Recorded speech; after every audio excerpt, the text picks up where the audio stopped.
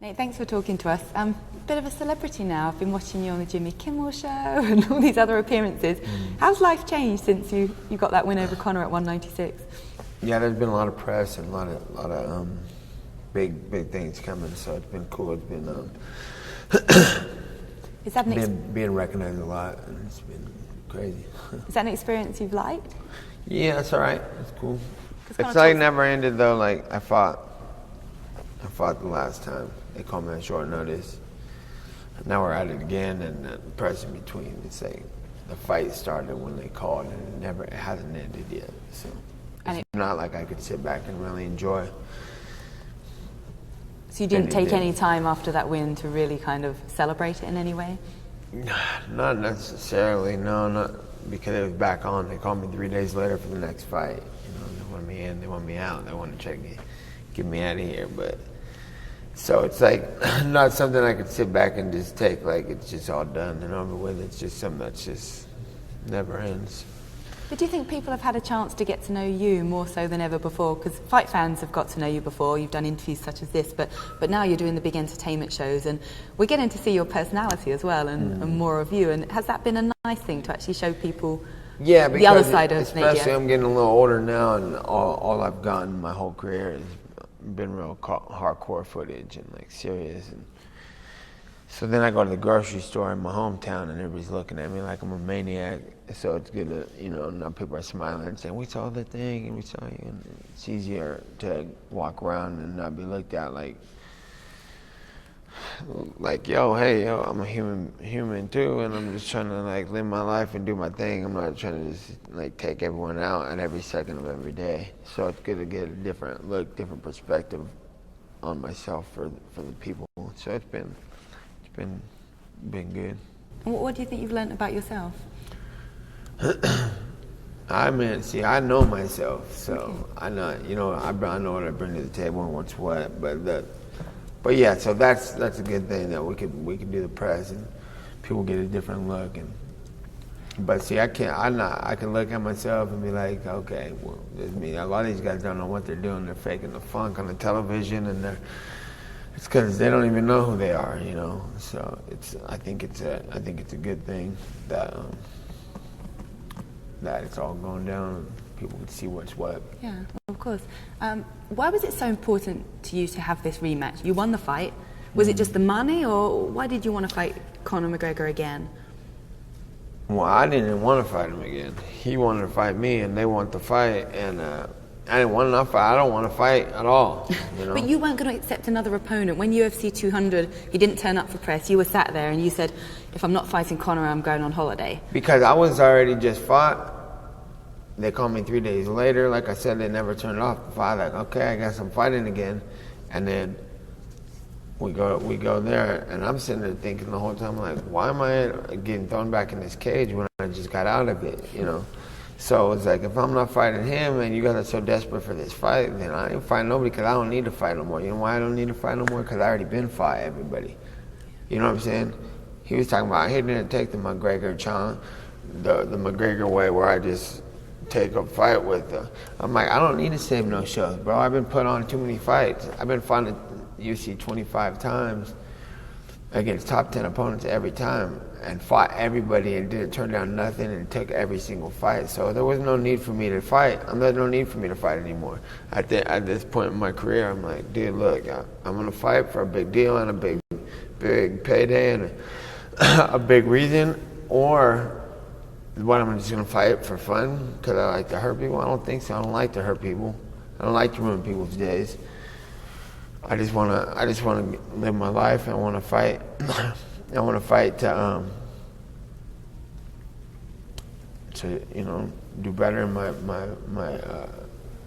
my career and have money to pay the bills, and get stuff done outside of fighting. Because this fight is a rough life, and if I'm gonna fight, it's gonna be a big deal. Otherwise, it's gonna be no deal. Well, this fight is a big deal. You get preparation time this time around. Yeah. So is this, you said last time, I think it was in the press conference after UFC 196, you said if I'd had a full camp, he wouldn't have touched me. So you have a full camp this time. What have you done to prepare for Conor? He's bringing in middleweights, he's built this gym here in Vegas, $300,000 spent on his camp. This is what everyone's talking about. What have you done for this fight with a full camp? I just do what I do. I got a lot of pro sparring coming in, kickboxing and boxing, and then I got the best jiu-jitsu guys in the world, you know, my team, Randy Spence, Con Gracie, Nick Diaz, Jake Shields. You know, same thing. I got the best fighters in the world, the best jiu-jitsu guys, and the best sparring I could get. And I train hard and try to prepare for every situation, every scenario. Being in bad positions, good positions. I just want to be ready for war, just like you should be, and ready for anything that's going to happen. You know, win or lose, kill or be killed, and just prepare for it, accept it, and go out there and try to keep my head on my shoulders. I remember I think you said in the Jimmy Kimmel show, you said you always go into a fight thinking you're going to get knocked out. What did you mean by that? See, I didn't necessarily say that. I might have even said it, but I didn't mean it like, I don't expect to get knocked out by anybody. Like, I'm not like, I'm going to lose. No. It's like, I accept the fact that I will probably get knocked out instead of being unaware of that. People are like going, you ever see people get knocked out in these fights and then they wake up and they're like, what? Let me talk. What happened? Why'd you stop? It's like, one of the options happened, pardon my language, but there's two options in the fight. You know, you win or you lose. And you better think of every way you can win, but more importantly, I think you should think of every way that you can lose. Expect them so you don't have to go through all that. What happened? Like, yeah, you know, and accept the probability that you're probably gonna get knocked out. And then what happens now? I already accepted that. Let's go in there and not let that happen. And when it does, you know, heartbroken and some big unexpected things. So. Well, if it doesn't happen and you win again over Conor, what's next for you? Because you were talking on Embedded about how GSP and Tyron Woodley have been texting one another or sort of about setting up a fight between themselves, and you sort of jumped in there and said, well, actually, I want that fight. That'd be a more interesting fight. Is that something you want? I'm going to fight this fight, and then I want to, you know, whoever wants it, it better be a big deal. Like, I'm done. Like I said, I'm done fighting all these people just for fun. Like, and people are like, "Oh, you won, you lost." I don't give a what I did. You know what I'm saying? You're new in this fight game. Fight 25-minute fights in the UFC and then call me. You know what I'm saying? Fight one big fight. You're on a winning streak, and they're like, "You get to fight me?" Nah, people get to fight me. Like just like my brother said, people get to fight me. They get to fight my brother. It's like we're big names, the biggest names, and. It's like, I'm not going to just sit, like, if you want to fight me, I don't want to hear no Twitter call out, you know what I'm saying? We can't hear you up here. Like, you better say my name and you better say it loud, otherwise I don't hear you, you know? So, I can't be fighting just some guy who want to fight thinking he gets a fight with me, you know what I'm saying? It's like, you want some attention, you better cause some attention to get some attention.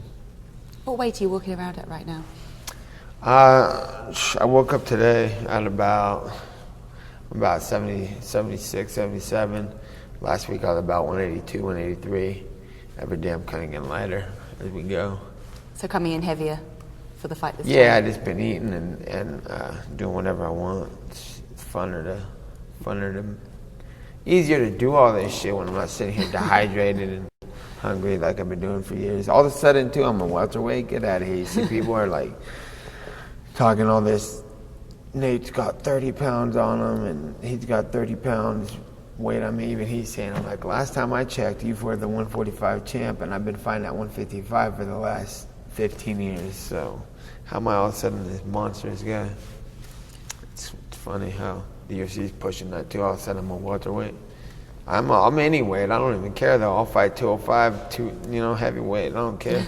But like, don't be twisting up what I am and what I'm not. When you got to try to twist the medium and put this guy out to be some little person I beat up. I don't think so. We're the same size. I'm taller. It's like, or maybe a little bigger. Who cares? I fought at 185. My first fight at 170, the guy didn't make weight. He's like 183 pounds. They're like, well, this is a middleweight fight. So they called it a middleweight fight. And everybody scratched that. No one talked about it. So I've been winning up 2 weight classes. And the massive size difference in that fight against Roy Markham, this guy's like this humongous 215-pound person, and I was walking around at 174. I was smaller then, too. And I'm one weight class above that guy, 10 pounds. And then all of a sudden, I'm this monster. And Conor McGregor's doing this great thing because he lost to this big old 200-pound guy and wants a rematch so bad. And this is a great story. I've been wanting rematches with everybody I ever lost to. And I didn't even lose to most of the people I lost to. Those decision losses, I'm like, I want that fight. They're like, don't even talk about that fight. You lost, you ain't getting it back. And now it's a big deal because he wants a rematch and he gets one. Like, this is all built up for... It's all built up for him, you know. It's all built up for this comeback of his, and he's gonna do. And then they're talking about after this fight, he's dipping out to 145 to fight for that. They're really protecting that guy, you know. Planning on betting out if they beat Nate, we're getting rid of it. We're going to another weight class. We don't want to hear about Nate again. You know what I'm saying? I'm like, what's up? I accepted a rematch 3 days later. And it's just funny. It's just the way the media and the UFC's running things is like. It's plotted out, and I could see it. Well, you have the rematch this Saturday, so last question really is just what can we look forward to seeing from you this Saturday night? I trained hard. I came here to do my thing and go home in one piece. That's my plan. Well, best of luck to you. Thank you for talking to us, Nate. Thank you very much.